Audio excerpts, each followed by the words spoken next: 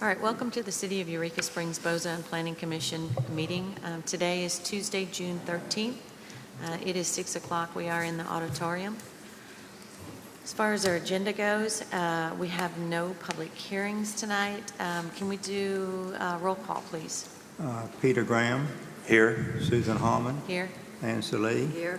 Fergie Stewart. Here. Joe Hill. Here. I'm President Tom Buford. All right, let's stand for the Pledge of Allegiance.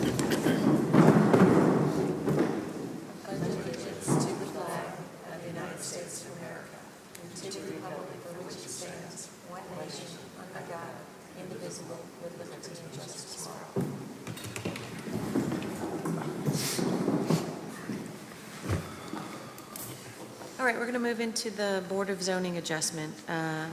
Can I get the approval of the agenda? A motion to approve the agenda. Second. All right, we've got a motion and we've got a second for the approval of the agenda. Do we have any public comments for this particular meeting? Do you have anybody signed up, Kyle? I do not. Okay. All right, unfinished business, we have none, but we do have new business. And this is the one item that we do have on here this evening, which is the appeal for 1 Washington. This is an appeal to stop work order issued on May 23rd, 2023. We've got 3 items that this stop work order involves. Number 1, insufficient documents. Number 2, no certificate of appropriateness. And number 3 is non-permitted work. Before we get started into discussion and everything, I would like to get some information from Kyle. So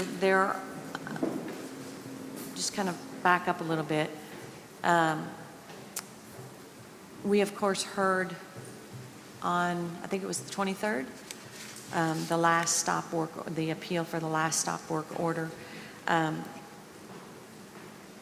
Since then, there has been discussion with Municipal League, and there has been the establishment of a Board of Appeals.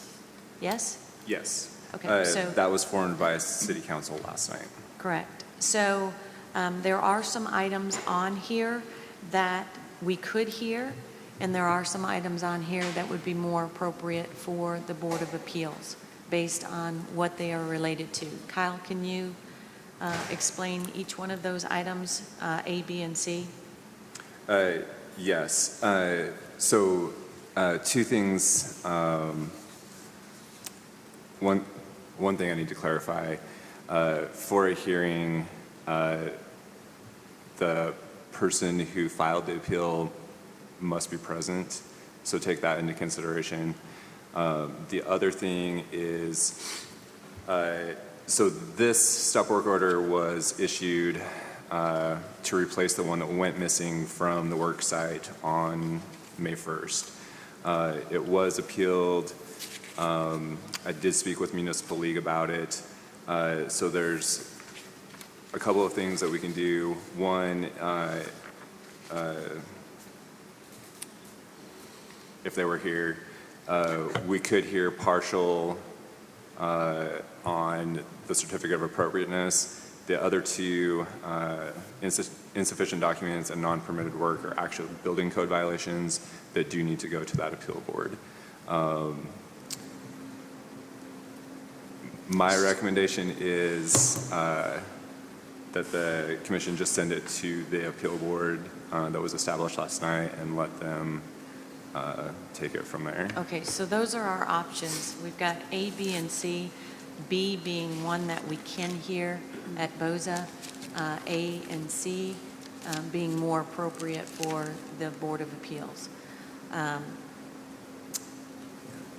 What Kyle mentioned was that because the appeal was sent in or was signed by 2 individuals, we have William King and John Rankin, but we only have neither one present. So the decision can either be made to postpone the portion that we can hear, or to just, I mean, what are our options? Can they go ahead and file another appeal? Does this become moot?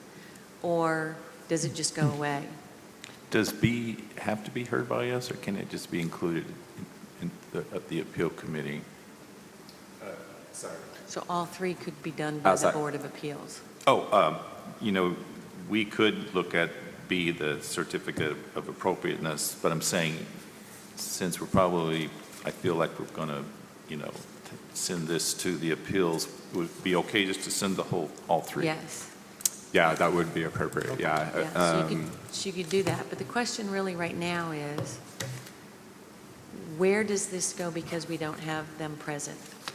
So we can postpone a decision because nobody is present if we want to have a special meeting, or postpone it to the next regular meeting, or, send it to the new appeals board.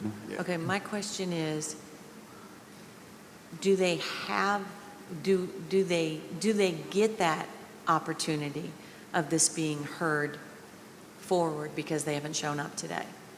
Or does this just go in the circular file?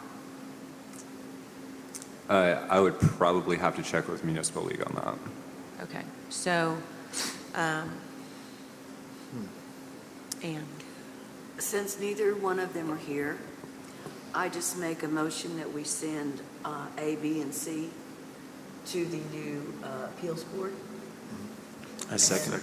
Let Right. them deal with it. And second. so Ann has made a motion to send all of this, this appeal, the entire thing, items A, B, and C to the new Board of Appeals that is being established by the city. Peter seconded it. All those in favor of sending this to the new Board of Appeals and not hearing any portion of it signify by saying aye. Aye. Aye. Any opposed? So we've got 1, 2, 3, 4, 5, 6. 6-0 to send to the Board of Appeals. Is everybody good on this then? All right, can I get a motion to adjourn? Motion to adjourn. Second. All right, so we've got a motion and a second to adjourn. All those in favor signify by saying aye. Aye. Any opposed? All right, meeting adjourned. Do you need anything, Kyle, for that?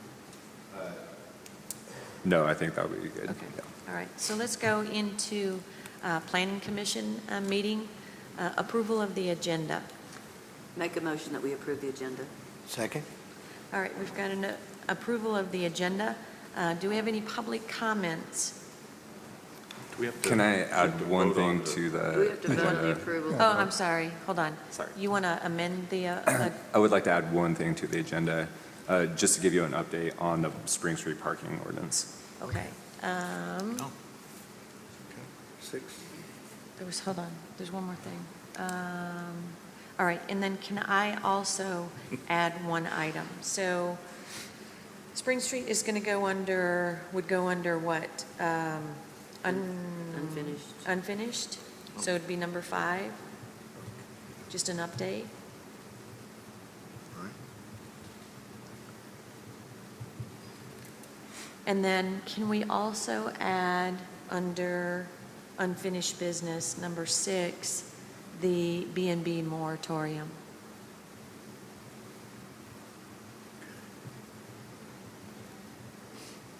Please. I make a motion that we approve the agenda as amended. Second. All right, so we've got a motion and a second to approve the amended agenda. All those in favor signify by saying aye. Aye. Any opposed?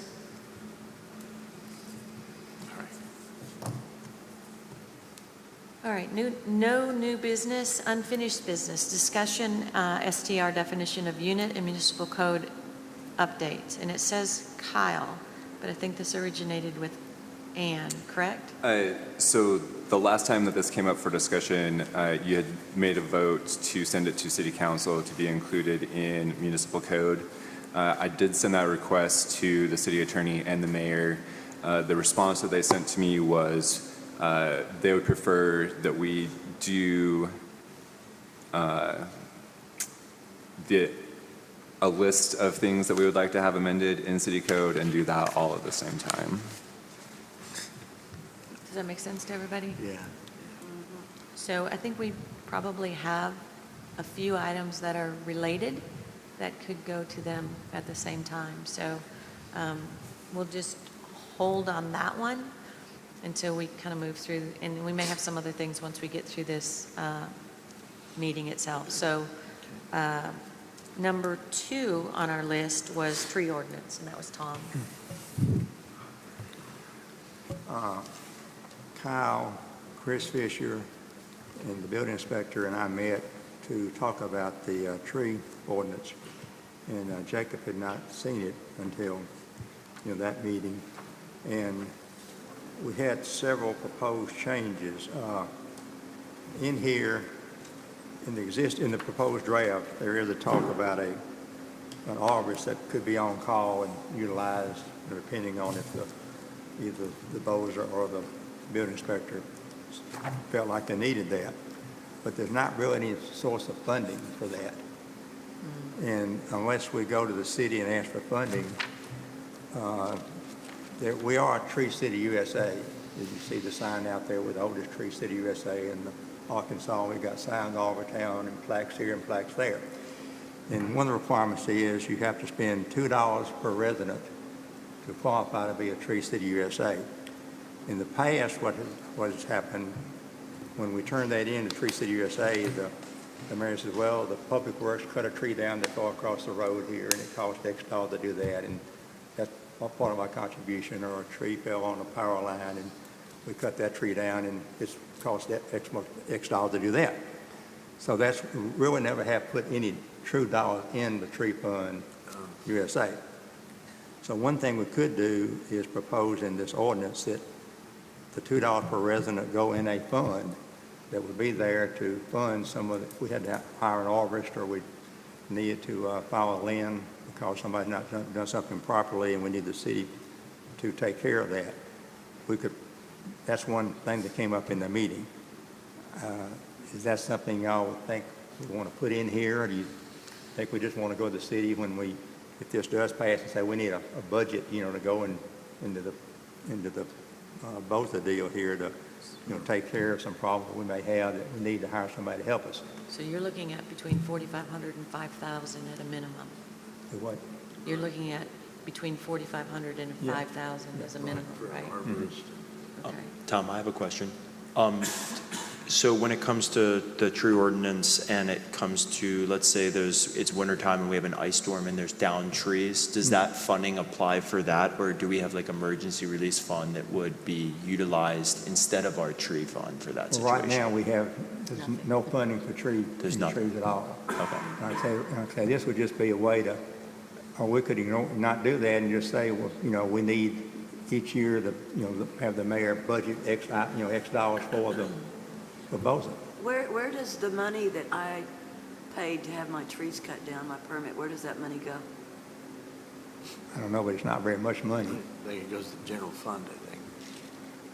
Yeah, Well, maybe that money should be earmarked.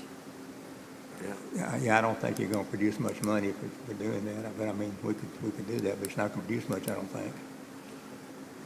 What is the tree permit? Is it $100, $50? Let's see, it's I would have to double check on that. It can't be more than 100. What, for a tree? I paid Oh, $20 I think, for yeah, it could be as much my as tree permit 300. for 5 trees. I've gotten quotes for Oh, did $300 you? for a tree one Would have time. expected to pay more. More? Yeah.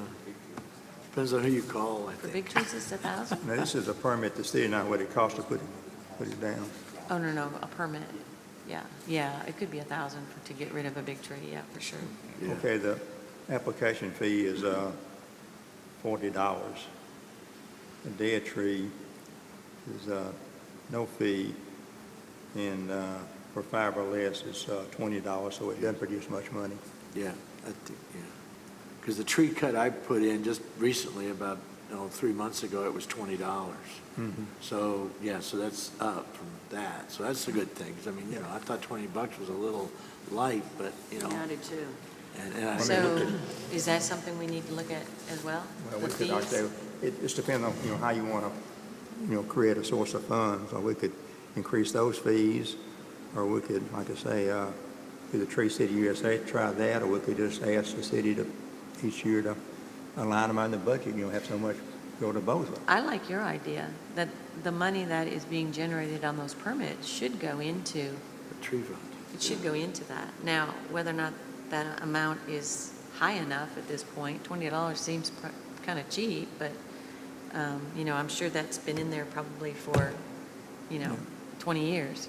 So, you know, I mean, we could, since we're going through this, we could look at that as well. But I do like your idea of putting that, those funds generated into, Well, you know, in the ordinance, it does have a provision for, if we have any money, there is a fund, place to put the money now, this proposed new ordinance. Find it here,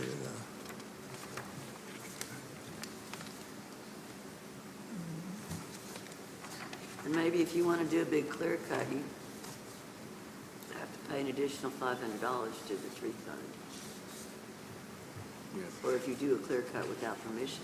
Yeah, that was going to be my next question, is penalties for cutting down a tree, is there a set amount that we go by, or can we actually base it off of how old we predict a tree to be? Because then it would encourage people to not cut down trees, let's say, 100 years. For every year, let's say it's $10. So if it's a mature tree that's been around for 100 years, if they cut down that tree without a permit, it's a $1,000 fine rather than it just being like a $50 fine, because then it'll discourage people from doing things illegally when it should go through a process if it's a tree that's been here longer than we've been here. it says, Then we have to hire an arborist yes, I know, yeah, we would. to tell us that tree is 100 years old. Okay, there is a penalty. Well, the penalty is any person violating any of the provisions of this chapter shall be guilty of a violation, shall be fined $50. Each day the violation continues shall constitute a separate offense. However, such fine shall not exceed $500 plus court costs, which is their typical that they put in a lot of these. See, and that's the So- situation, is I feel like in that situation, people would just be like, you know what, I'm just going to cut this tree down. It's only $50. Well, yeah, and that's what I'm hearing too about Yeah. the meters. They say, well, how much is the ticket? You know, and so they don't worry about the meter, you know? Exactly. And it's kind of like if we have it's kind of like in the situation where if you see a parking pass, it says, if you park here, you'll be towed.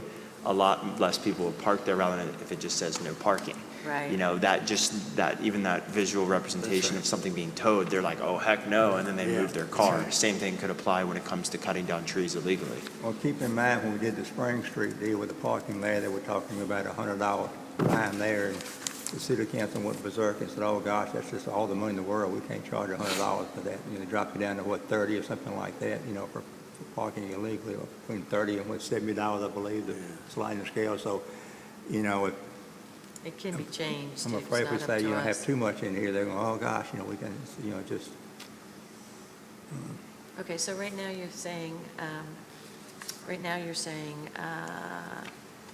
if we're complying with Tree City, we could wrap that into this, and we're looking at $4,500 to $5,000 for a budget for, is specifically for an arborist? well, I do know it, yeah, well, let's set that aside for a minute. Okay, In talking to Jacob at the meeting, he brought up something that I didn't even think about. He said there's certain trees in town that are on private property, but they're about to fall on houses. Right. And he said, I said, well, there's nothing in here that says, you know, that they have to cut them down, really. He said, well, I like to have something in there where if they don't cut them down, that I, as a building inspector, can go in there and have them cut down and have the city pay for that. Yeah, I'm involved in one of those right now, matter of fact, And yeah. I kind of like the idea. At first, I got to think, well, you know, it's going to be kind of, I mean, is that, you reckon going to accept something like that where you go on private property? So, well, you've got to cut that tree down. If you don't, we're going to, kind of like the sidewalk, if you don't maintain the sidewalk, we're Well, going to if you fix the don't cut your sidewalks. And, you know, grass, right, if you don't cut your grass, literally there's a time where it becomes a nuisance, right? And True, that but nuisance law comes into grass play. won't kill you, a falling tree No, can. I understand, but I'm just saying. So there's a- I'm there's a- just saying that, Yeah. you know, if it has the ability, or it could possibly fall on a sidewalk a vehicle Power or the lines, road yeah, or right. the power lines, Yeah. then there should be a provision. If it falls on your house, that's, I mean, that's up to you. I mean, Yeah, but that's if it falls on your your neighbor's house, house, which I did have this and year. then you've been told you need to cut that tree down. True. That's a So, totally different thing. and if it fell right, could it hurt someone? So, I think there should be something in there. Well, if But we do that, we're gonna have to go back to the sidewalk ordinance, which says that if the city, if you don't cut the tree down, the city cut it down and it costs X dollars, you put a lien on the property then like you do on the sidewalk deal. So, you'll have to go back and, that's But not in can't here you at do- all. So what Can't you the- do a fine if they don't? Can't you just set a fine? Well, a lot of these are absentee owners. They're not even in the state. Well, Well, but you still- want the tree to go down, I mean, so you're going, I mean, Yeah. is the cost of the tree gonna be what the fine is, or is the fine gonna be a set fine if you don't cut the tree down? I mean, somebody got, if the guy said, I'm not cutting the tree down. Okay, so we And need the to city think said, about well, that. we're gonna cut it down then. He said, fine, cut it down. And it, it could cost $500, $1,000. $2,000, whatever, Exactly. And give them like a grace period of like 30 days or 60 days or 90 days to where that if the owner of the property that has the tree on the property, they could hire an arborist themselves and hire someone to remove the tree. But if they don't do it in this certain amount of time period, then the city will come in, like we're saying, and have it cut down. And then we would bill the, would you say you put a lien on the property until it's paid, which I think is Kinda like a reasonable mechanics if it's And of course, the jeopardizing. lien will stay there until they sell the house or refinance the house. Or, I mean, you're not gonna go to court and enforce the lien, if you got a $100,000 mortgage on it for, $1,000 lien, you're not, it's gonna just sit there. And there again, you need a source of funding, to take care of that. And I believe, or I shouldn't say I believe, but in the long term, it should benefit the community as a whole, because if we're seeing trees that are potentially over power lines and they're being neglected when it comes time to our ice storms and through winter, which we do have, and they're down in these lines, it's putting not only the neighboring house in jeopardy, but if the power goes out on 5, 6 different homes and main lines bust and people lose power, that's how, the damage costs increase. So Or it it's just- destroys a hot tub and your insurance company has to pay for it Well, because you had power and surges. I will tell you from experience, the 5 that I'm taking down are in the culvert. The SWEPCO came in and cut them because of the lines, and now they're all just dying. So now I have to pay to have them removed, because they wouldn't take them all the way down, they just chopped them. Oh, It's pitiful. Yep. So, but I agree with Jacob on that, something needs to be in there, Tom. Yeah. okay, so, going back to Tree City, Yeah, you wanna, that's one item, and then fines because of dangerous trees, or liens because of dangerous trees. yeah, I guess Peter said we need if the building inspector said a tree is dangerous, you give them 30 or 60 days to do it, to take it down. If they don't, then the building inspector then would hire somebody to take it down. I don't know whether Public Works does this or not, but whatever it costs to take it down, but then we would then put a lien on the property, and we'd have to go back and use that language, I guess, like on the sidewalk about, how all that works, about, and we'll put that in the ordinance.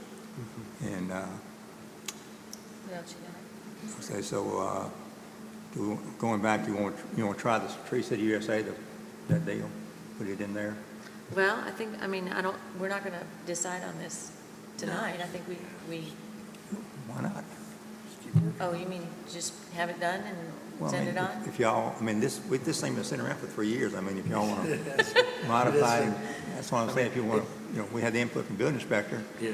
This is the way he proposed, and I think fines and building inspector notification on dangerous trees, and, it goes through the process of a lien on the property if nothing is done, and, do you want to do a fine, or you just want to say this has to be taken down, and whatever it costs to take it down is put it on the property? Notification first, notification, yeah. so But many you don't really days, know like what, Peter's. a lien, because you could put a $500 fine, it may cost $1,000 to take it down. So, But what would the lien be? $1,000 to take it down. well, would the- if the city would take it down Then it'd and be hire for- somebody to take it down. So it's the cost of, Yeah, whatever it costs, $1,000, Okay. $2,000, then you put a lien on the property for that much money. Now, I don't know whether this, Jacob worked out with Public Works to take them down, at a cheaper price or whatever, whether, if you just go out and hire a tree service to cut the thing down, you know, and whatever the tree service, you know, charge, it goes on the property. So where would that go? Like, where would that notification go? Would that come through planning? Or would that go through the city? The notification to the owner, Yeah. I think Jacob would be the one to issue that notice, yeah. So it wouldn't have anything to do with your office or, right? Yeah, yeah, Because it'd be strictly a city, code enforcement, yeah. Right. Okay. Executive branch. Okay, so, I make a motion, we accept Tom's recommendations. and just go, And did you just have any other present big it. ones? No, So the Tree City thing, having a portion of money put in there, and is that, do we need to look at updating the fines that are currently in what you have? Well, Or the permits, I'm sorry, the permits. Permit. okay. Are the permit The amounts permits in are in here? here, we could increase the permits if you want, so desire, I mean, that's just whatever you want to do. I kind of use the ones we had before, because, like I say, I was looking at the Spring Street thing, and we talk about, you know, $100, like all of them in the world, you know, and we spent half of that, you know, hour talking about that, and Right, talking to the city Jacoby. attorney about how we could do it, Right. and all that kind of stuff, so, I mean, whatever, like I say, it's on page 1, 2, 4th page there, it talks about permit, it's a, Oh, it's $40, yeah, I see it. $40, It's yeah. not You it's wanna- not in number form, it's in written form. Yeah. Okay. I'll second Ann's motion, just to go ahead and do those changes and submit it to the council. leave See the- what happens. leave the You want to leave it permit at fees like they are. $40? Yeah. I think we should leave it, just because, number one, inflation. Number two, if we have a problem, we want them to address it. $40 to some people is a lot of money right now. And I don't know, I know we got a motion second on the table, if maybe we should look at doing a hardship waiver. You know, if somebody comes in and the tree's got to be cut down, and they're willing to take it down, but we don't have to charge them $40. I mean, to Is look that at standard, though, with the city? I don't have a clue. Or does it have to be specific to each ordinance? That's what I wonder. I don't know, or we just leave it like it is and let's see what city council. Okay, so, I think we should make it 60 days instead of 30 days, just to give them time to find. 60 days? Yeah, 60 days would Yeah. be appropriate, because then it'll give them, 14 days to get it, and then the rest of the time to try to find who they want for budgeting to get the tree removed. And keeping the penalties low, because the cost to See, remove the tree is going to cost See, I'm not- money. If we put a penalty in there, that's a definite amount, and it may cost twice that to cut the tree down. You know, some trees cost $500, some trees cost $1,000. So if we just say whatever it costs to cut the tree down, that's the lien, that's the lien, the amount of the lien. Exactly. the cost to the city. Yeah. Because the person has the lien is going to see it as a penalty anyways, because they're having to do something they wouldn't have done by their own consent. So in a way, that is a penalty if they're not being proactive, and then that's where the $40 comes in, because it costs money to plan for city public works to come out and cut the tree down and stuff. So, I mean, I think that's adequate. Okay, so we're going to do a notification, or you're going to add the part of a notification of dangerous trees, which will be by the building inspector. And then we've got a 60-day timeframe that they have to respond. If they do nothing, then a lien could be put Well, on the or, Yeah, I don't know whether, I'll talk to Jacob, I don't know whether Jacob can talk to the Public Works to do that, or whether we can, if Public Works doesn't want to do it, then we'll have to hire a tree Figure it company to out. come in, but the lien would be for the cost of the the cost of removal. removing the tree. Okay, and then we're going to leave this $40 fine here, or Permit fee. $40, permit fee. And then Ann said something about a hardship waiver. Man, how do we determine that? I mean, on the $40? I was just throwing it out. I mean, I'm- It's, I mean, it's kind of hard to find out what a hardship is, I mean, you know. Well, that's probably Yeah. true. Yeah. Just leave that alone. And then if we go back to, the Tree City, where would you put We that have- funding? Where would Where you the money put that? goes? Yeah, where would you put Okay, that? we have something in here called a tree, what? Tree preservation? It's a Tree City Fund. Oh, okay. And that was in there because if you have a house, like we talked about up there on Fall Street, they're, when they build those two houses, they're going to cut down probably over half the trees in the lot. And we have in here now, we can require them to replant a tree. But some of the lots are so small, you can't replant a tree. So then it's set up where you have a fund that they have to pay into the fund, the city tree fund. So then the city can take that money and plant trees or whatever, around town. Okay, so the City Tree Reserve Fund means a fund maintained by the city into which in lieu fees and the Tree City USA fee will be deposited for the purpose of planting and maintaining trees on city-owned property. So that's where your $2 per resident comes Yeah, in? Yeah. Okay, so on that definition, can we say what the requirement is by Tree City? Can you just add a, currently, or please see what current suggested fees are, or something like that? You mean that you mean that if the Tree City Fund changes from $2 a resident? Yeah, you it mean? could, right? Okay. Because it could go from $2 to $3, and if you set it at a certain amount, then you would never be able Okay, just to, say that whatever the Tree City Fund is, whatever the current Tree City requirement fund. is, okay, yeah, Yeah. yeah. And then maybe just put a disclaimer that says this will be used specifically for. Oh, go ahead, I Peter. have a question, Tom.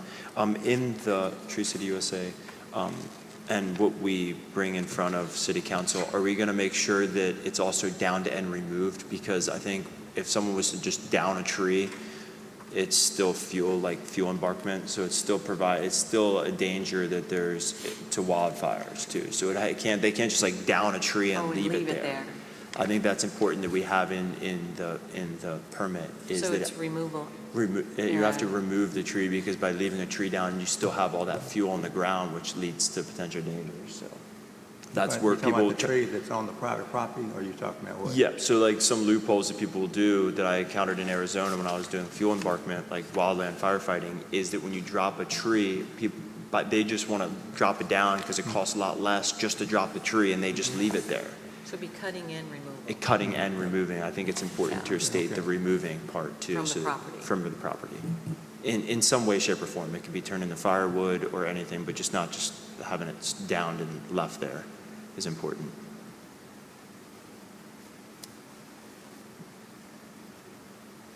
Do you want to work with Kyle to go ahead Yeah, and yeah. do your updates? And then, are you comfortable with it just being put on our list of things to go to city council? Or do you want to look at the final draft? Good. Good. Okay. Thanks, Tom. So we have a motion and a second on the table. All right, what was our can we, The motion is for Tom to make the changes and submit it ready for city council. okay, and who did the second?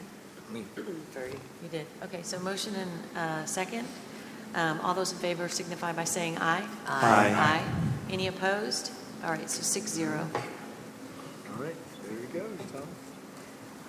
I'm sure the city council will let it. Let's see. We are going to look at number 3, which is planning zoning applications. So we've had these in front of us for quite some time. And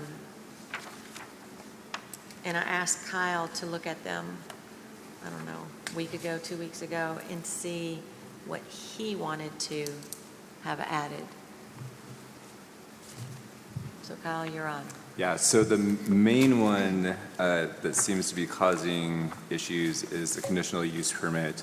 I did not realize it until this last conditional use permit application came through. It was brought to my attention that our conditional use permit application is geared mainly towards tourist lodging and bed and breakfast. And so I'm not exactly sure how to modify that.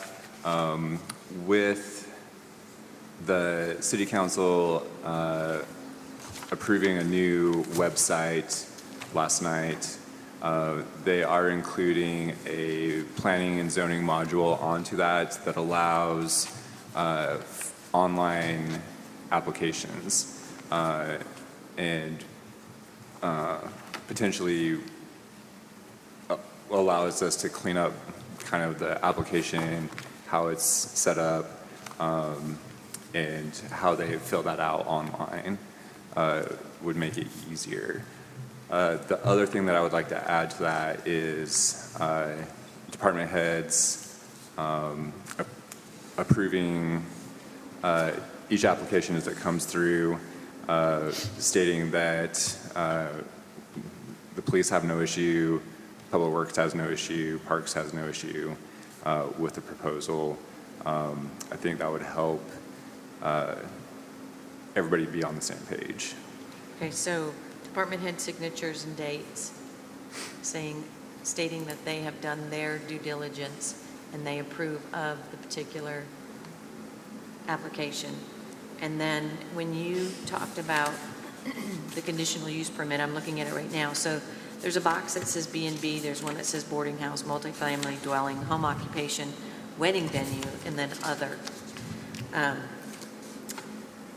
If they are heavy towards lodging, we could probably just say, it's kind of like on your income tax forms when it says, if you fill this out, then if you'd go to the next set of questions. So if lodging related, go here. Right. If non-lodging related, go here. So there would be a section that they could completely skip. And I think Right. part of that is defining which zone they are looking to establish, whatever permit they're looking for. And so if we can break that down 'Cause it by doesn't have that, does it? zone, right? And then in our code, each zone has what's allowed by right and then what's required to have a permit. I don't know if that's, you pick what zone your property's in, and then that gives you a drop down of everything that's permitted or allowable with a CUP in that zone, but kind of help But clarify it that a little bit. would once the or it could once the online forms are established. The problem that we have is that we've got to give them something to start with when they're building those forms anyway, whether or not they're PDFs or whether or not they've got to actually go in there and code those to do certain things. One of the things I think we have to look at too is the time frame. If we have to get all these department head signatures done, then they need to understand that they can't bring this into you at 3:00 on Tuesday and expect this to all be done by the next Tuesday. They're going to have to do their due diligence and know that, it's recommended that this get into your office at least 30 days prior to planning commission. And Yeah. to allow that corrections, changes, whatever needs to be done. Yes, I don't think that that's clear enough on the current application, and even on the cover page of the current application, in little tiny lettering, it says, application process could take up to 30 days, which I don't think people are reading that and Okay, but realizing you that. remember, it wasn't, but maybe a year ago, city council passed, was it an ordinance that they passed that said that they would not cause hardship to anyone applying? They had to respond within a certain amount of time. Wasn't that an ordinance that was just passed within the last year? It sounds familiar. I'd have to do some looking of where that's at. I have to yeah. look at that too, because I believe that happened within the last, and maybe it's been 2 years, but I know it's happened. And I even think in the last legislative session, that was one of the things that But it they was were. a state was issue, right? fast tracking applications. Yes. So Yeah. we'd have to look at that to make sure that whatever we put on this matches that. Okay, well, Because Okay. I think the issue that came up was that people were saying that their applications were being stalled. Now, when they wanted, if it's not done in 30 days, it automatically approved? Yeah, I think We there got was a call something on about that down there too. on All Seasons House down there on North Main. But there has to be a fine line here. Right. Having an application doesn't mean it's complete. Right, yeah, it would have to know. be, and that's one of the things about the online module that they're setting up, is it establishes a step-by-step, you can't proceed until this has been approved or checked off or established. And so, yeah, I mean, it if it- sets In kind the of. perfect world, it'd be wonderful if the system could send out reminders that say, hey, look, you've only got 2 more days left. Hey, you've only got 3 more days left. Yeah, that's a good Before your idea. deadline is, like, you know, that this application is no longer valid, or whatever it is. So Kyle, I had a question about the online application. Are we trying to go all digital, or is there still going to be a paper option to complete a CUP? Ideally, I would think that online only would be the ideal way to do it. I would have to see, so other municipalities in the state, Fayetteville is one of them that uses the same, I think it's Civic Plus or something like that. Yeah, I would have to see how they operate theirs. So my question was going to be, when you go onto the new website and then you go into the zoning and planning application, are we going to have it to where the first page, it could potentially even be the map of Eureka Springs, which is separated based on color, based off of the zoning of each residential or commercial zone, and then based off of, like, you're sitting in front of your computer, like if I know that I live on Pine Street, I just go and I click in that zone and click on it, and immediately it pops up with the options where it's either, because then if we're in an R2, they won't even have an option to do a commercial application for a CUP, and it immediately just automatically defers the ability to fill out a CUP. And then once, like you're saying, it goes from page to page based off of where that spider web takes you, and then you can't continue on to the next page, like you're saying, until the whole application is complete. And then once that's submitted, that is time-stamped. And then from that timestamp, then we have like a certain amount of days, like 30 days for each department chair to have the signatures. And then that way it's already narrowing out, you know, let's say 30 incomplete CUPs down to like the committed 5 CUP applications that then go across the chair's tables. Then they get signed and then it's pushed into So you action. said Fayetteville is already using the same module? Yes. So maybe we could just Perfect. look and see how they do theirs. Yeah, and one nice thing about this too is it has integrated GIS. And so you can put in an address and it will already know What code? what your zone is and what your Sweet. codes are. And yeah. That'd be nice. Cool. You know, but there's some people in Eureka that are kind of old. I mean, that everybody doesn't have a computer and Cal, computer did they give you Yeah.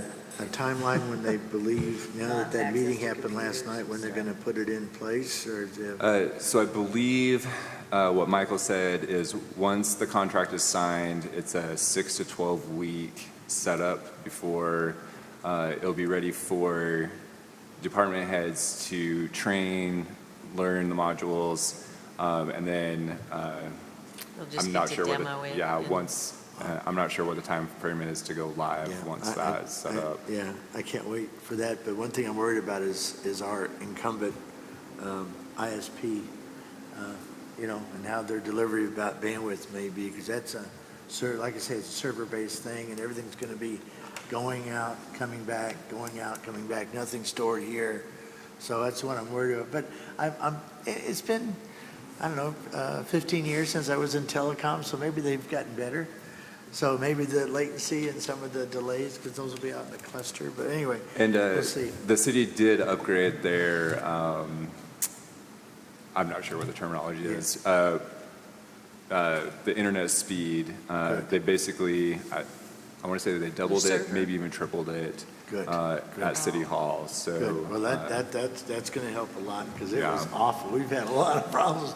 I don't know if anybody's ever, well, we had lost the whole city there for a week. It was all. yeah, and that's the other issue is the current website.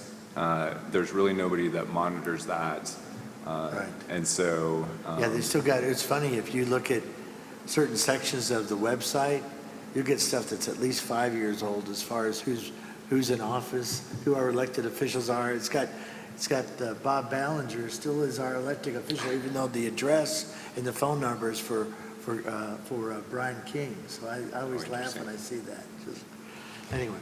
I mean, the wonderful thing about looking at these forms is that we have the opportunity now to go ahead and add things that we want added, and then they'll at least be implemented when this new system gets up and running. Yeah, So, I yeah. mean, obviously, we know it's not going to happen next week. We know it's not going to happen within a month, but we need to make sure that what we think is important and is missing on these forms is there. So are you guys okay with, I mean, I think everybody would agree that we do need to have the department head signatures on there.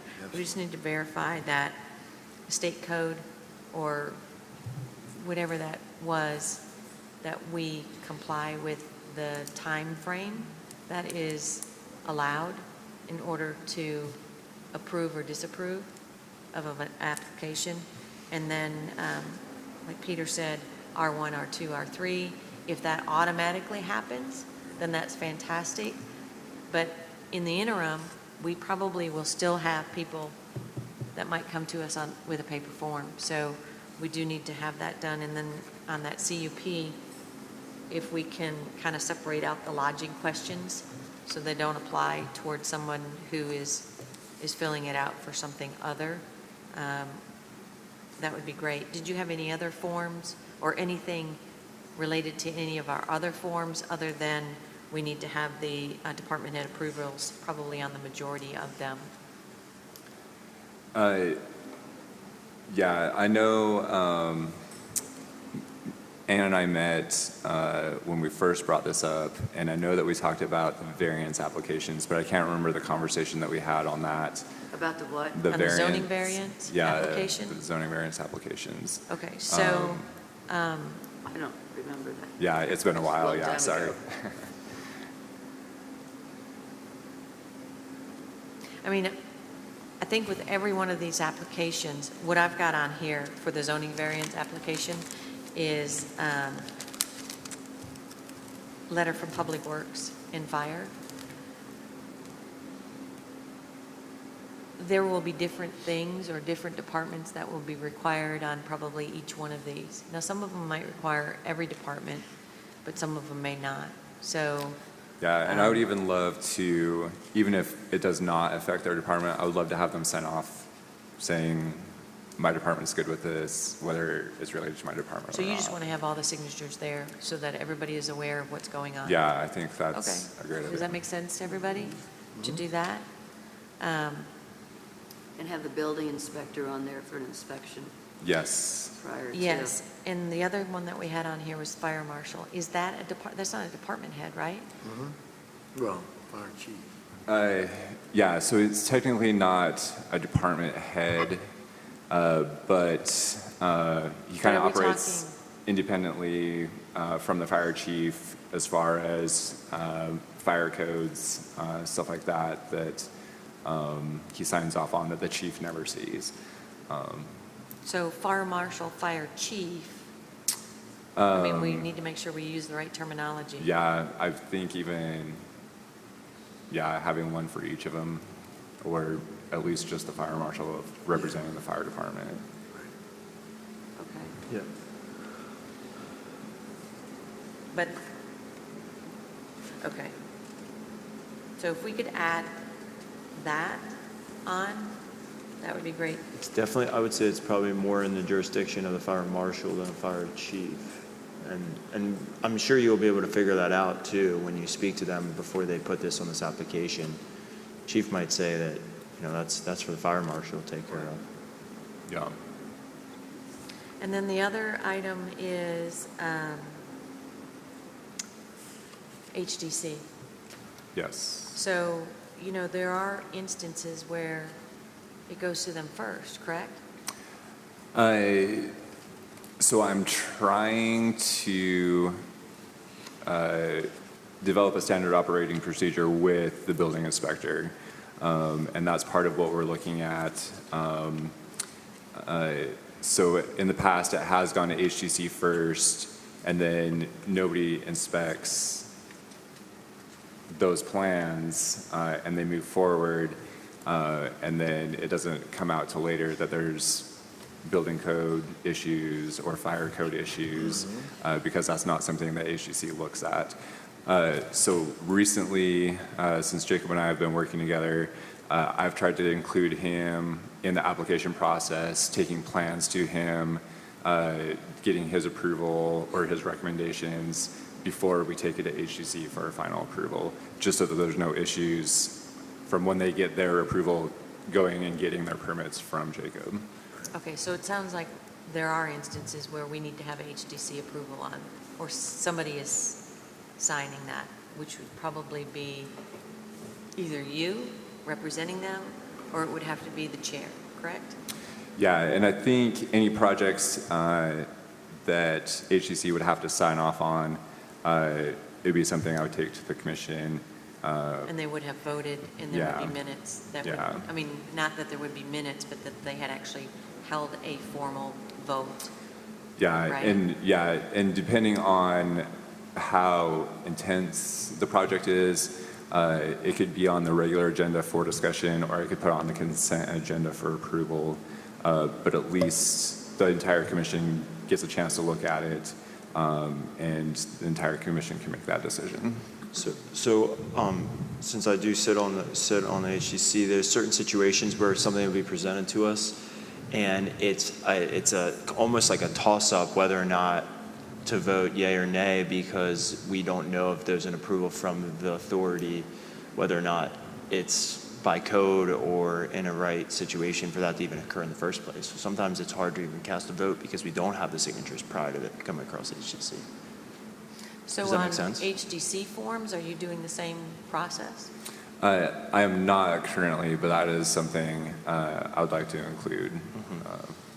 I mean, I think it'd be beneficial for both commissions to have Yeah, that. Sure. yeah. does anybody else have a question?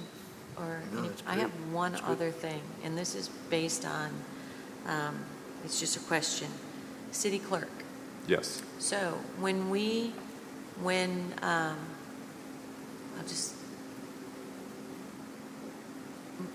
recently, we had a special meeting, but there was already a business permit given for the particular business that we were having a special meeting on. Is she considered a department head, or do we need to add that to these forms as well to know whether or not a business permit has already been issued? I mean, I would like to know if a business permit has also already been issued, so that if it has been, I'd like to know what the name of the business is. I'd like to know if anything was added to that business permit, and I'd like to know the date. Yeah, I think that's a great idea. So, but is she considered a department head or So- not? Not really, Not right? technically, no, because she's an elected official. Okay, Uh, correct. All She right. does not come to the department heads meetings with the mayor. But yes, there are things that she is over. Jacob and I work really closely with her, and that was the other thing that we were excited about getting this new website is it will allow the three of our offices to work closer together and be on the same page moving forward with that kind of stuff. Okay, I just think if we're going to ask for signatures of department heads, we also need to have that information, Yeah, I think that's a great idea. so. Does anybody else have anything? Okay, so can we get a draft of each one of these with those changes? Yeah, I will work on that. Okay. And if nobody else has anything on this, we'll go to our next item. Okay, Ann, we have discussion of B&B tourist lodging inventory. So Ann, This is just B and Bs tonight. okay, so just B&B tonight. So Ann went ahead and did some research. So is it in our code that we're required to do this on a yearly basis? It says we can do a review Okay, of, doesn't say when, doesn't say how often, but that we have the ability to do it, correct? uh, it says,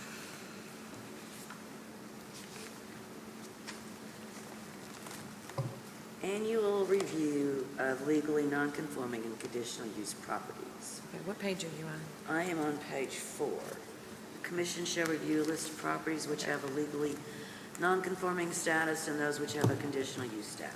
Okay, so that's what this is, that Ann's got, but you said only on B and Bs. Yes. Okay, go ahead. Okay. So, we have 19 bed and breakfasts in R1, R2, and R3.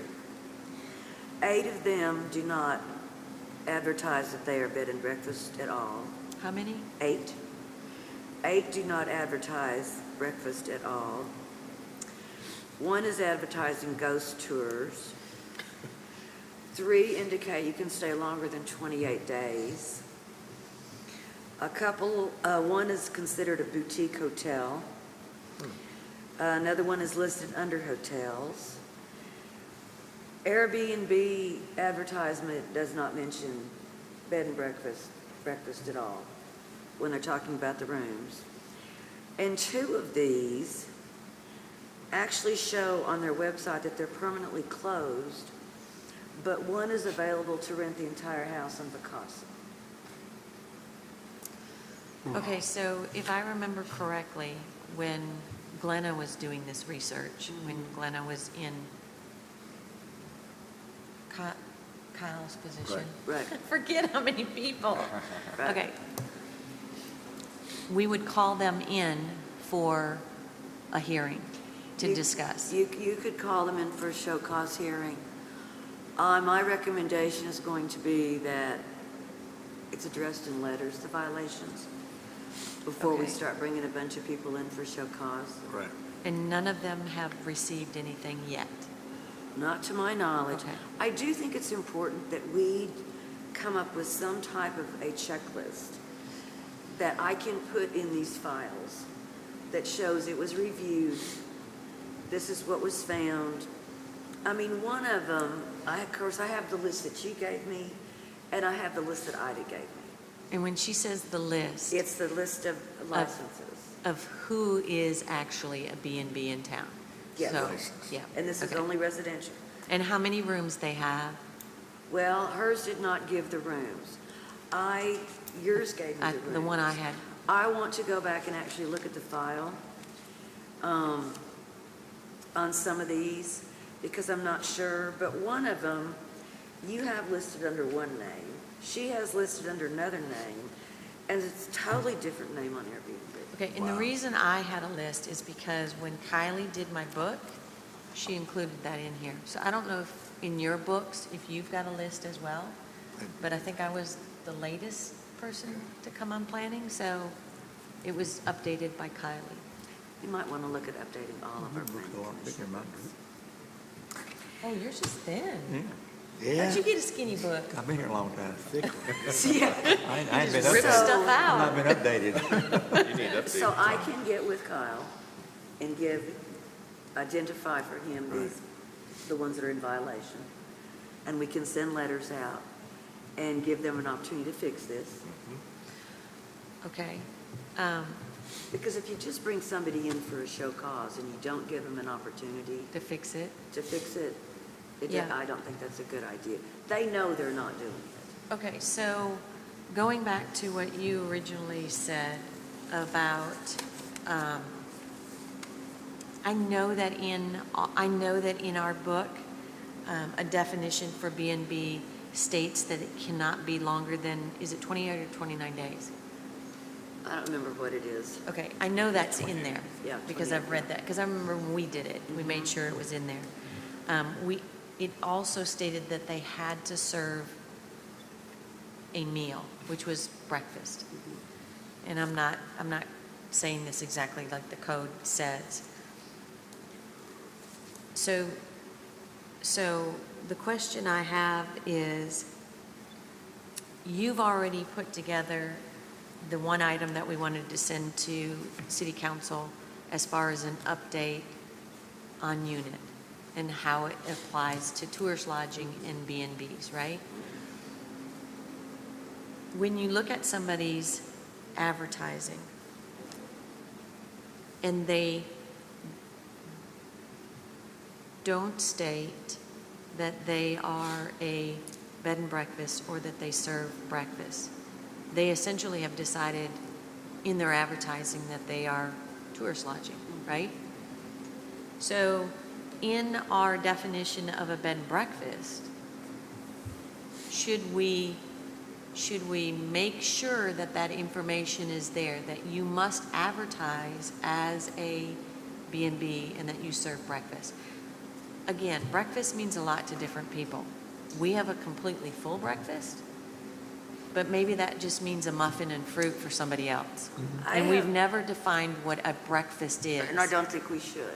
I don't think so either. I think we should make it clear, I don't know how much clearer we can make it, that you have to serve breakfast. It has to be included in the price of the room.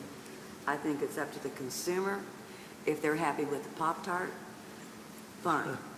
If they want a full-service breakfast, that's fine. But I don't think planning needs to be in the business of dictating what people serve for breakfast, whether it's hot or cold. But do you agree that there should be a change in here that states that they have to advertise according to their license? Yes, I agree. I think I don't know if this is an option, but not necessarily telling them what they have to serve for breakfast, but they have to include what they are serving for breakfast. Is that already included in there? No, so, So that way someone's not thrown off when they think they're staying at a bed and breakfast and they, assume that they're going to have a full course breakfast meal and they wake up and they have a No, Pop-Tart. I think it just, if I'm looking at it, okay, here's what it says. Bed and breakfast establishments and boarding houses may be allowed in residentially zoned districts as a conditional use. Regardless of the zoning district in which the property is located, the owner of the bed and breakfast or boarding house shall certify in the application that the owner or resident shall live on site. So that's another topic that's covered. The owner or resident manager contact information must be certified each year. Off-street parking for B&B. Where did it say about the breakfast? Where does it say? Okay, a dwelling, definition of a bed and breakfast is a dwelling or area containing one or more structures, at least one of which is occupied by an owner or manager on site, where, for compensation, lodging and meals are provided. Generally no longer than 30 days per guest, but not more than 5 units. So that just goes into all of that. So the meals are provided, which is the breakfast. So I can't, if I remember correctly, I can't serve to, well, I could because by health inspection laws, I'm considered a restaurant, parking. But there are guidelines. But the meal is the breakfast, but it's not, you have to serve this, this, and this. Mhm. It's whatever you determine a breakfast is. But you have to But you have to advertise advertise that that you you, serve breakfast. well, you Yes. have to advertise that you are A bed and breakfast. a bed and breakfast according to your license. And so do Or we, so as per your license. so as of right now, based off of how it's written in the ordinance, does it state that you have to define what you do serve for breakfast? No, You don't. So No. you could just say it's a bed and breakfast and then like a guest could reserve it thinking and they they're. could call you and say, hey, what do you serve for breakfast? I have that Yes, happen right, all the yeah, time. okay, cool. That's what I was wondering, They because go, "Well, this what is do foreign you to serve me. for breakfast?" This is foreign, okay. But when it comes to the marketing, if I'm just advertising as a boutique hotel, and I never mention anything about how my license is written, or I don't say that I'm a bed and breakfast, which is how my license is written, then I don't have to mention that I have to serve a breakfast. But that's the reason why that license was given out, is because that they are required to have someone on site, whether that's a manager or an owner, and they must serve a meal. Well, And they cannot have stays longer than 30 days. And hotels aren't permitted uses in R1, R2, and R3.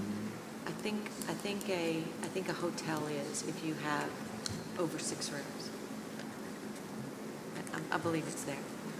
But your staffing is different for a hotel versus a Doesn't bed say and anything breakfast. about staffing. We can look at that, but regardless, Yeah, I just This think is an letters need to issue go out, because- and they need to be given a deadline, Yes. and But- they need to fix it. right, but at the same time, this needs to be updated. Yeah, we can update that. I mean, the bottom line is what we knew, people have turned these into tourist lodgings. Yep, and this is ordinance number 2309. That's the most current B&B, that's the most current B&B ordinance that's on the books. And that states in there that you cannot have anyone stay longer than 30 days. You do need to provide a meal. You do need to have an owner and manager on site. It does state, 5 units. So in here, this needs to be updated with your unit update. What is a unit? Well, that has to be updated, but we need to go through these files to see actually how many units they were given at the time they were Okay. grandfathered to go see. Okay. But even long-term, Right. the unit needs to be updated in this ordinance so that it's clearly stated what a unit means, right? It needs to be put in that, and it also needs to be put in the tourist lodging. Yeah. So based on what Ann is saying, number one, do you all agree that letters should be sent to those that she has found are in violation Yes. or appear to be in violation? 'Cause- Yep, yep, I Okay, agree. and do you, if we've sent letters before, have we given them a deadline to respond? Or is there a standard? I don't know of any letters that have been sent on any of this. Okay. To be. So quite what would honest. you think is a fair time frame for them to respond? 30 30 days? days. Yeah, 30 days. Okay, so we'll send letters, we'll do a 30-day. You're going to work with Kyle on that. So let's go ahead and just vote on that. So can I get a motion and a second to send letters to these individuals that Ann has found on her list and to make sure that they have a 30-day, Yeah, so I make a Deadline. motion that we issue out letters of notifications in accordance with ordinance 2309, to all those that are offending that ordinance. Second. does that work, Ann? It works for me. Okay, so I've got a motion and I've got a second. All those in favor signify by saying aye. Aye. Any opposed? And I'll vote yes as well, Kyle. Okay, so then the next step is, Ann, once this happens, or while you're doing this, can you also review 2309? And make sure you've got, if we all agree, we've already agreed on the unit, what a unit is.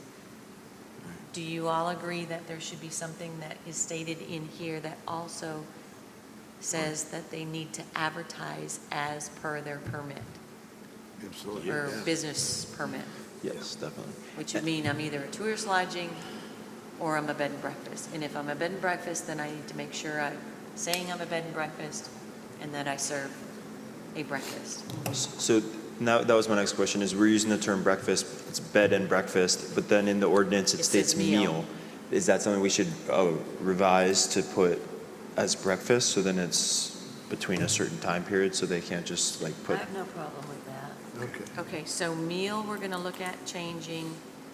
We're going to make sure that they're marketing their materials online and in print as per their license. because then that would, And that's on all social media sites. Right. yeah, I mean, Yeah, that's advertising. yeah, digital and print. And that also means that when they fill out an ad for the chamber or whatever else, it's clearly stated what they are. Okay. And then what else? Was there anything else that we were going to update on there? Okay, so We may find something later, but I think because right now, this is just a discussion, so Ann's going to bring back to our next meeting an update on 2309 regarding those items. Yeah. I think we just let her come back with a draft, and then when we have a final, we can do a motion in a second to present. Yeah, I think. Okay. Does that make sense? Okay. All right, anything else on that, Ann? No, not tonight. Okay, can you just let me know on those letters, so that if we finalize those letters, we can do signatures? Oh, yeah, I'm not going to write the letter. I'll Okay. give Kyle all the information. The letter. Okay, so Kyle, just send me the draft, and we'll refine the letters. Yeah, I'll do that. Okay. Update on Spring Street. The what?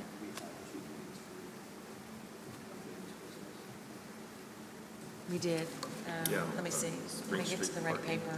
What Spring was- Street parking Update on and Spring Street. Oh, yeah, Spring Street parking. So number 5. Kyle. So Kyle. Yeah, so I've had inquiries on the status of the Spring Street parking ordinance. I just wanted to give you guys an update. So I've been working with Ann on developing the database on which properties qualify and how many permits they qualify for. I've been working with the police station. They have someone over there that's been helping put together a database on their end, so we can put them both together. And I've got the parking passes finalized for how they're going to look. And so once we get a final number, I'll be ready to order those, and we can start mailing out those applications. I just wanted to check with you, Ann. Did we need to meet any more to finalize that count, or do you think? We probably need to meet one more time. Okay. Just to be sure that Okay. we're correct. Okay, sounds good to me. Because we've talked about it so much that now that I would recommend we do that one more time. before Yeah, we do that sounds good to me. Peter, do you have a question? So not a question, but is it an option for me? So I know Ann's working heavily on the bed and breakfast and Tom's working on the tree ordinance. Is it something I can also team up and help you guys work with city council and the police department working for the parking? Is that something I If you have to speak about if you in the have more meeting? than- If you're meeting and having more than one commissioner, then it's considered a meeting. Okay, So so we no. just need to be careful about that. Okay, so no. So if you wanted to, I mean, you guys can talk if you want to split some of that up between, whether it's just one working with Kyle. Yeah. And Kyle? Yep. So Okay. you mentioned that the police will have a database similar to what we will have. So they will have the information, so enforcement will begin at some point. Yeah, once we get them the list of who's eligible for those passes, yeah, they'll start issuing those. Okay, and I have a question about that too, because this ordinance was supposed to go into effect as of the 1st of April, correct? So we're already into the middle of June. What was the trial, the end date for our trial? Did we have an end date on the ordinance when they passed it? Not that I recall. I'll have to double check on that. Okay. Because, I mean, originally we kept saying it was a trial, remember? Right. And they were going to put a sunset on it, and they were going to do all this other kind of stuff, so I just wanted to make sure that, Yeah, I'll double check on that. I mean, because, Okay, anybody else have anything on that? Okay, so then the other item that I added to our agenda was the B&B moratorium. Yeah. So back in January, was it January? We did a moratorium on all new and modifications to bed and breakfast CUPs in R1, R2, and R3. if what I have in front of me is correct, I don't have the resolution number, but it was in January and it was supposed to expire in July. I believe August 15th is the Is that expiration what the date. new date was? Yeah. Okay, so we're fastly approaching August, which means basically we have 2 more meetings? Yeah. We have 2 more meetings. So I just wanted to throw that out there, but I also want to add it to our next agenda so that we can discuss, and you guys just think about it as to whether or not, I mean, because we're either going to let it die and the moratorium's going to fall off and everybody can go back to, you know, the intent was originally that we had some things to work on and we had some properties to clean up. That was the intent on, you know, we've got our forms in front of us and, you know, are we getting the right information? You know, we've already talked about getting signatures from department heads and things like that so that we can make better decisions when it comes to these applications. But the other option is we let it fall off or we request that it is permanent. So that's going to have to stay on our agenda for the next 2 meetings until we make a decision as to what we want to do. Because obviously, once it falls off, then, you know, we'd have to start that process all over anyway. I only have one question about that. Are those the only 2 options? There's no, you can't expand the moratorium, or can you extend I mean, it? I guess you could extend You could. it. Okay, so it doesn't have to We could necessarily be request that it's permanent. extended, but it would have to still go back to city council. Because Okay. it sounds like we're just now to the cleanup part of it. The what now? The cleaning up of the things that they're not doing, and so, Right, and you know, the other thing too is, you know, it goes back to the definition of a unit, because that affects our application, right? And that's been an issue. What is a unit? Are they advertising correctly? You know, is that clear on our application? So some of those things that I mean, they kind of piggyback off of of the reason for this moratorium. So, you know, do we think we could get it completely done? Do we think city council could approve an update or a revision on 2309 before August? Right, so, you know, we may have to go to them and realize that we may need to extend it because we would like to get those things done prior to the moratorium Well, at going least away. At least if we have to ask for an extension, we can take this report as to where we are, Right. what we've done. So I just didn't want to forget Yeah. about it, and like I said, I think it needs to stay on our agenda for Okay, the next sure. 2 months, just so we can make a decision as to whether or not we want it to fall off. Do we want to extend it? Does it matter? Whatever. So, okay. So moving on to commission business, we had our workshop on FAR. I don't really think we need to probably discuss it, but we did get a chance to talk to Jacob a little bit about it. So when do you all want to schedule another workshop for FAR? Next month? Yeah, next Do meeting? you want to do next month, Huh? or do you want to do something different? I mean, I'm fine with doing it next month. I'd like to ask Jacob, because I know he Yes. didn't seem too familiar with it, Right. give him an opportunity to do some research yes. on how this checklist relates to the codes of Yeah. all the stuff that's changing that he talked about.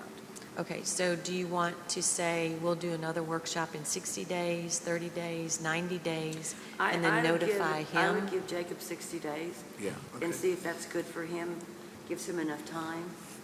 Okay, so can we, Kyle, can you send him an email that says we'd like him to attend a workshop in 60 days? Do we want to set that date now?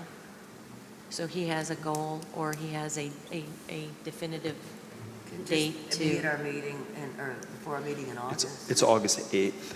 it's the 8th? 8th. Okay, so August 8th, we'll have another FAR workshop at 5 PM here.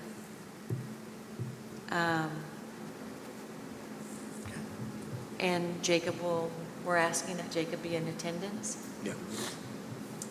Is there any reason for anyone else to be in attendance? So does it make sense to have you there representing HDC, or does it, I mean, I'm just asking in general, do you feel the need, or do you feel like we need anyone else there in attendance besides Jacob at this time?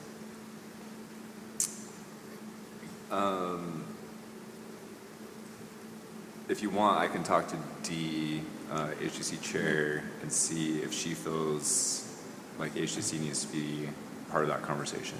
Okay. It's something that if I attend, as the vice chair, am I able to represent HCC and then present it to HCC at the following meeting, or Seems like that Should be able to do that too, right? that way, but, We don't vote on anything in a workshop. Right, No. yeah. So, that way it's, regardless, that way HCC is kind of brought into the loop for the ARC. FAR. okay, I mean, that works. Win-win. Okay, so August 8th, FAR workshop at 5 PM. Yep. And Kyle, you'll ask Jacob if he can attend. Yes. Okay. Let's see. Okay, so we've got 3 meetings that we need to approve the minutes. Make a motion, we approve the minutes from May 9th regular meeting. Get a motion? Second. And a second. All those in favor signify by saying aye. Aye. Any opposed? Make a motion that we approve the minutes of the May 23rd CUP special meeting. Second? Motion and a second to approve the minutes of the May 23rd special meeting. All those in favor signify by saying aye. Aye. Make a motion approval of the minutes of the May 23rd appeals special meeting. Second? All right, we've got a motion and a second to approve the minutes from our May 23rd appeal special meeting. All those in favor signify by saying aye. Aye. And Kyle, I didn't vote for any of those, Okay. but you've got enough votes. Yeah. Yep, okay. Agenda setting for July 11th, regular meeting. Does anyone have anything they want to add? I've got a couple things that I just want to review again, but does anybody have anything they want to add? Ann, you're doing your 2309. And I'll give a report as far as progress on notification. Okay, Joe, do you have anything you want to add? No. Okay, so 2309, and then letters, update? Okay. Peter, do you have anything?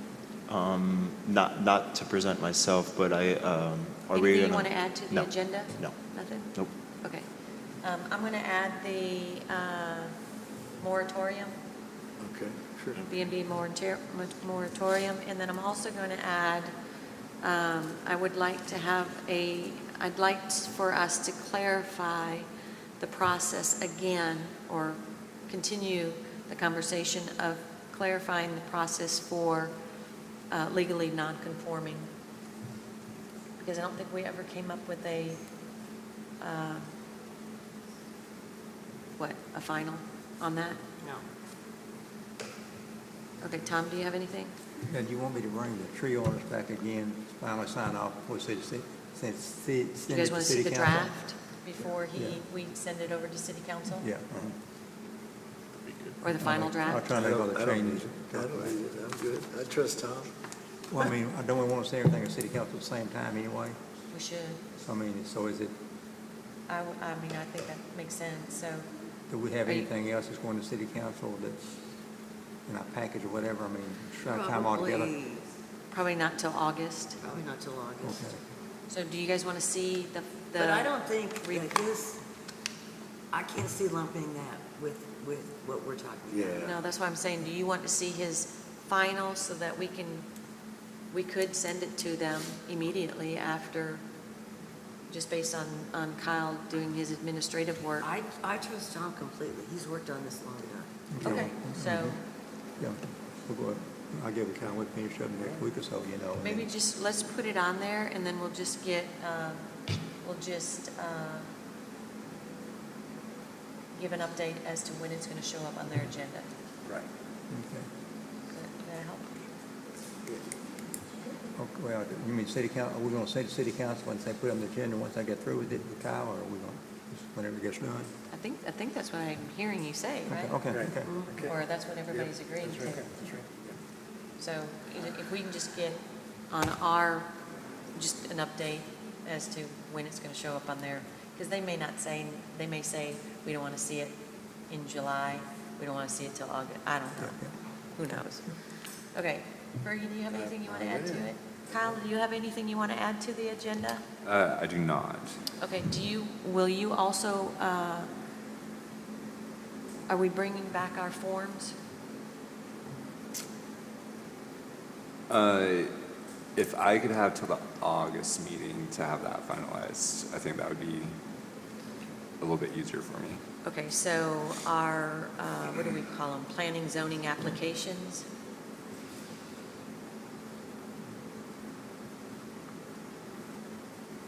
We're going to delay that until August.